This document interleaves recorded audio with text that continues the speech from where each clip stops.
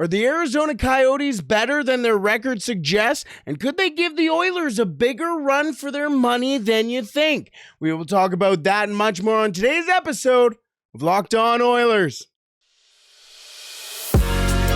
You're Locked On Oilers, your daily podcast on the Edmonton Oilers.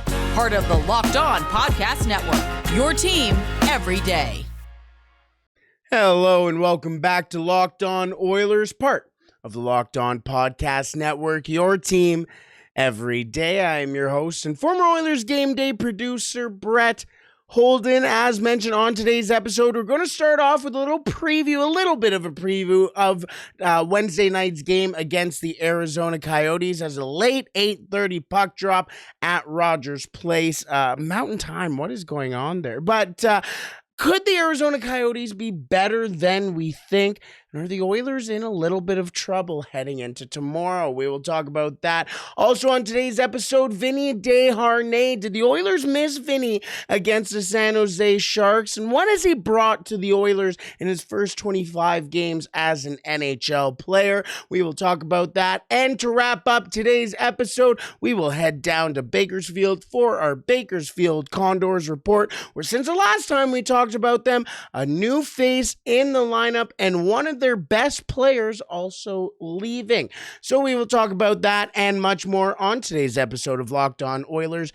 Thank you for making Locked On Oilers your first listen every day. We are free and available wherever you find your podcast.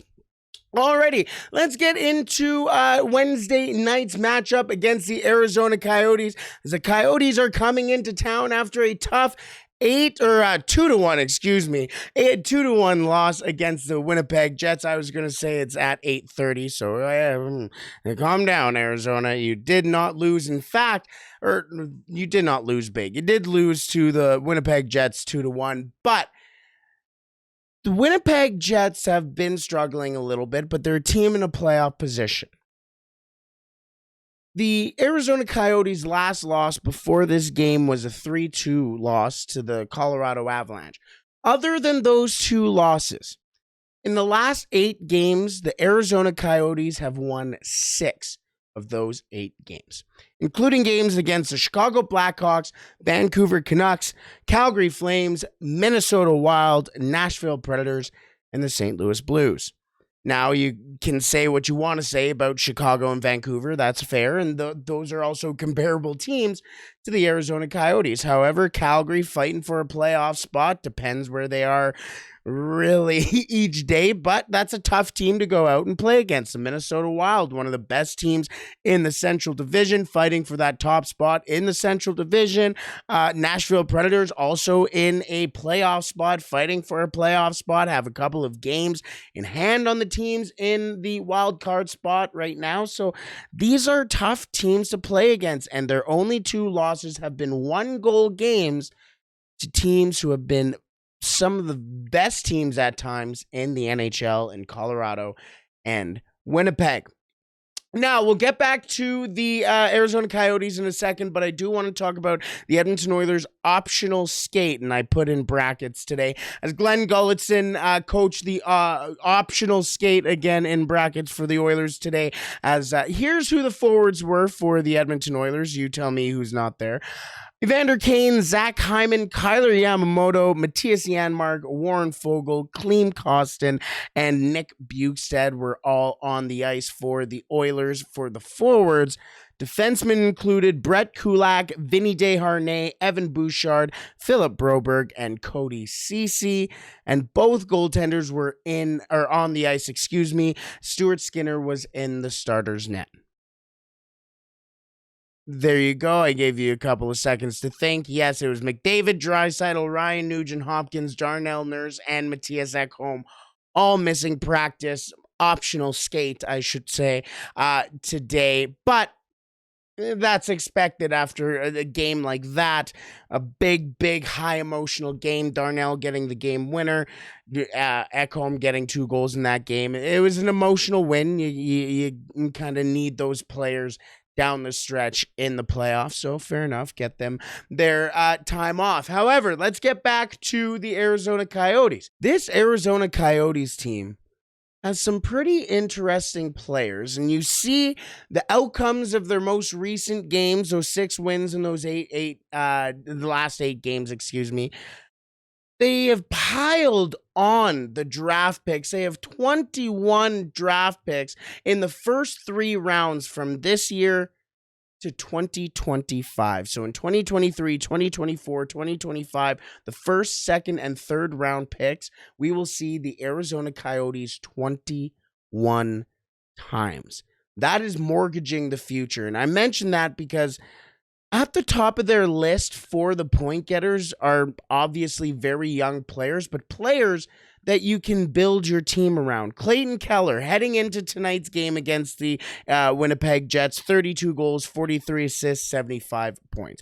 Nick Schmaltz, who is probably going to be on the move, but if he is, he's probably going to garner even more top 3 draft picks. So 21 goals, 26 assists, 47 points for him. Now, Matias Maccelli, who has been quietly one of the better, quietly one of the best prospects in the NHL this year, did lose a bunch of time, about a month this year with an injury, but 7 goals, 32 assists, good for 39 points. They were saying that Connor Bedard next year can comfortably get 30 assists, and this guy in his first year after missing time, 32 assists for him. He has been fantastic. Had a 3-game point streak heading into tonight's game against the Jets. So a player to really watch out for here. He leads the NHL in rookie assists as well. So Matias Maccelli, he is a very, very good player and a very young player as well.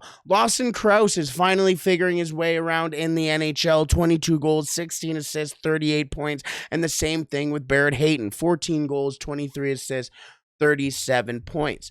Another young name that Edmonton Oilers fans are probably, and they should be familiar with, is Michael Kesselring, who is a part of the Nick Bjugstad trade. And I mentioned Michael Kesselring because he's playing on the top pairing with Uso Välimäki. Yes, all the Oilers fans who are saying, get Kesselring into the NHL. Well, the Arizona Coyotes have done so, and he's playing with Uso Välimäki on the top pairing there. No points yet for Kesselring. Could you imagine if he does get a point tomorrow against the Oilers? Either way, that game goes at 8:30 Mountain Time, as mentioned, at Rogers Place. A late one, but she will be a good one as well. Now, a player who wasn't in the last game for the Edmonton Oilers was Vincent Desharnais, was on the ice for practice today, But did the Edmonton Oilers miss him in the lineup against the San Jose Sharks? We will talk about that in just a second, but first, today's episode is brought to you by FanDuel. The tournament is heating up, and now is the perfect time to download FanDuel, America's #1 sportsbook, because new customers get a no-sweat first bet up to $1,000. That's bonus bets back if your first bet doesn't win. Just download the FanDuel Sportsbook app. It is safe, secure, and super easy to use. Then you can bet on everything from the money line to point scorers and threes drained. Thank goodness I have UCLA winning the tournament, because 3 of my final 4 are already out. I don't want to talk about it. Either way, FanDuel even lets you combine your bets for a chance at a bigger payout with the same game parlay. So don't miss out on the chance to get your no-sweat first bet up to $1,000 in bonus bets when you go to FanDuel.com/LockedOn. That is FanDuel.com/LockedOn to learn more. Make every moment more with FanDuel, an official sports betting partner of the NBA. Alrighty, let's move on to that big guy on the back end for the Edmonton Oilers. I'm talking Vincent Desharnais, who has been an absolute revelation for the Edmonton Oilers over the last couple of weeks since his NHL debut back on January 11th. But last night was his first healthy scratch, since his debut in the NHL, and obviously Philip Broberg came in and took that spot as the Oilers went 12-6 instead of running an 11-7 lineup. And I won't lie, I'm sitting there watching the game and going, well, okay, here's another goal against. No, there's another goal against. I'm sitting there going, the Oilers lack something in their own end. They're not really being physical. They're not ending cycles. They haven't been great in the defensive transition on the back check. This game is kind of missing Vinny Desharnais. And it's kind of been not necessarily a trend for the Edmonton Oilers, but sometimes the Edmonton Oilers have taken out players like a Klim Kostin in a game that the Edmonton Oilers probably needed a guy like Klim Kostin. And it happened again against the San Jose Sharks last night. Now, on the surface and realistically, Philip Broberg, I almost called him Oscar Klefbom, I won't lie, so that's probably a good omen. But Philip Broberg needed some time, and this was a good game to do so against the San Jose Sharks, one of the worst teams in the NHL. It is not a good team, but a good team for a player who needs to get his legs back underneath him to get engaged in. I understand that. So I'm okay with him missing the game. However, if the Edmonton Oilers lost that game, I feel like I probably would be maybe more impassioned or emboldened to be more into, he should have played, and shaking my fist type deal. Philip Broberg, I don't think played bad by any means, but the team defense, and I feel like Philip Broberg just ends up catching this stray because he was the guy who was brought into the lineup. That is not the means whatsoever. However, I was taking a look at some of the numbers that Philip Broberg, or that Vinny Desharnais, has brought into the lineup for the Edmonton Oilers, and they're kind of impressive. And then I took a look at some of the numbers that Broberg has brought in. Some of them are very impressive as well, but compared to what Vinny Desharnais can produce, down the stretch, I'm curious to see who will be getting that sixth and final spot on the Oilers lineup, or if the Oilers decide to go 11-7 in the playoffs. But let's start with Vinny Desharnais' numbers. His goals for per 60 minutes at 5-on-5 since joining the Edmonton Oilers sits at a 3.37, which is 8th on the Edmonton Oilers. Not too bad, especially considering he is not at all an offensive defenseman, but 3.37, 8th on the Oilers right now. His goals against per 60 minutes at 5-on-5 sits at a 2.29, which would be 6th on the Edmonton Oilers. We flip to Philip Broberg, who in 40 games played so far this year, no goals, 7 assists, 7 points. Desharnais, by the way, 25 games played, 5 assists, 5 points. But Oscar Klefbom so far this year, goals for per 60 minutes at 5-on-5 sits at a 3.43, which is actually 7th, so one spot above Desharnais. But his goals against per 60 minutes, at 2.89, sitting in 19th for the Edmonton Oilers. Now, the nice thing is that that number used to be in the 3s for the Edmonton Oilers if you were in the 19th spot type area. The fact that it's now at a 2.89 not only speaks to the team's defense, but as well as Philip Broberg's as well. So a pretty nice number to be at when you're at a 19th on the Edmonton Oilers. Now, here is the difference between these two players, and this is really where you see the separation between the two. The offensive differential for Philip Broberg so far this year, and this is one of those numbers that is from the Athletics player cards. His offensive differential amongst defensemen in the NHL for Philip Broberg sits in the 94th percentile. He sits at a plus 9.9 and has the potential to get up to 17. That's impressive. That's impressive. Plus 9 or a 94th percentile in his first full year in the NHL is a number to really keep your chin high about.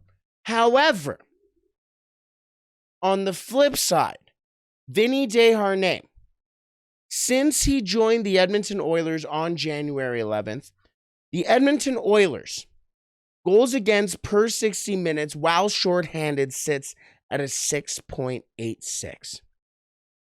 Before Vincent Desharnais, that number was a 10.37, 26th in the NHL.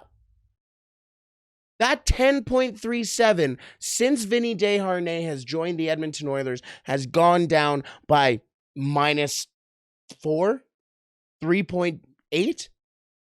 That is a massive change for a team that has not been very strong defensively, who has obviously struggled defensively. Their major strength has been scoring goals, and their major weakness has been preventing goals. And what happened last night? The Edmonton Oilers had issues preventing the one of worst teams in the league from scoring goals. It was not all on Jack Campbell. I would probably give 2 of those goals on Jack Campbell. The rest of those, you have 5 guys in front of you who are letting Erik Karlsson creep in from the blue line into the low slot. You're having Thomas Hertl come in wide open on the far wing and get a rebound that, you know what, he tracked pretty dang well. He got that puck out of immediate danger, and Thomas Hertl got the puck by, above the faceoff dot? You need to have guys who are consistently aware and very communicative, which Vinny Desharnais is in his own end. And I think the Edmonton Oilers lacked that last night. Again, I don't mean this in any way as to, Philip Broberg shouldn't play. Why is Broberg playing? Well, this is a very good problem for the Edmonton Oilers to have. These are 2 very good NHL defensemen that you can insert in your lineup at any point. Now, the other thing, too, is we're going to get into the Bakersfield Condors here right away. But once their season ends, you can start bringing up some of those players as Black Aces for the playoffs. That's what happened with Dylan Holloway.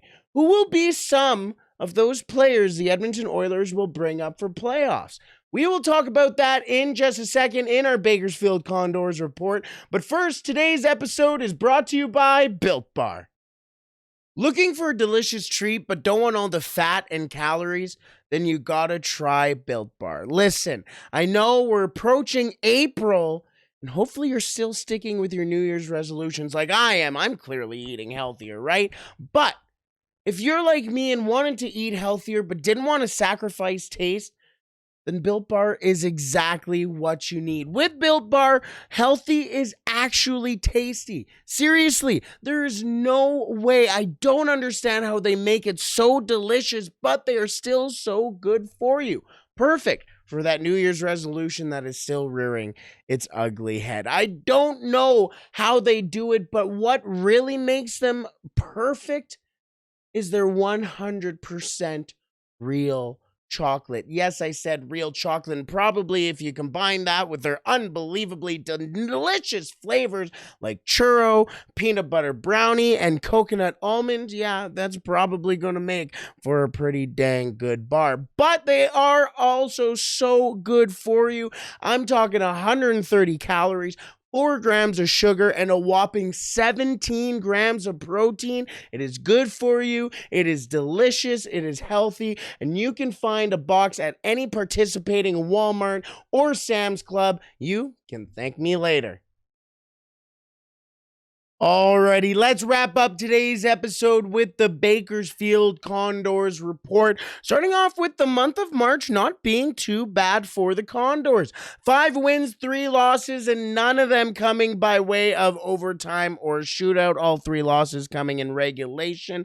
The losses were not fantastic. A 5-1 loss to Coachella Valley, a 4-0 loss to the San Jose Barracuda, and a 5-3 loss to the Henderson Silver Knights. But did have some pretty big wins as well. A 5-4 win over the Ontario Reign, 6-5 and 2-1 wins over the Texas Stars, 6-2 victory over the San Jose Barracuda, and getting back at the Henderson Golden Knights with a 1-0 victory. Now, a couple of notes around some interesting players. First off, let's start off with Raphael Lavoie, who has been an absolute revelation for the Bakersfield Condors during the second half of the season, really.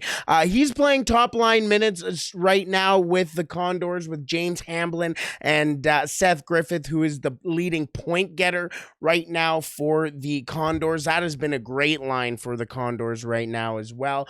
On the flip side, however, let's talk about Carter Savoy, who's playing on the fourth line for the Condors. Now, Coach Chalk has talked about Savoy a little bit here and there, and he needs some seasoning still, but he's been playing bottom six type minutes. He's been getting back from a couple of injuries as well, so it makes sense, but it would be nice to see one of those younger players get some more time. I'm not sure if he will be one of those Black Aces we talk about in just a second. But one of the new names that the Bakersfield Condors have in their lineup is Cam Dineen, who the Edmonton Oilers acquired from the Arizona Coyotes, or Tucson Roadrunners as well, who has been having a fantastic season in the AHL. So far this year, in 57 games, he has 4 goals, 37 assists, good for 41 points. Now, in 7 games as a Bakersfield Condor, the defenseman has 6 points. Pretty equal in ways, but a pretty good acquisition for the Bakersfield Condors, considering they lost their leading goal scorer and the AHL's leading defensive scorer in Michael Kesselring that we mentioned earlier on.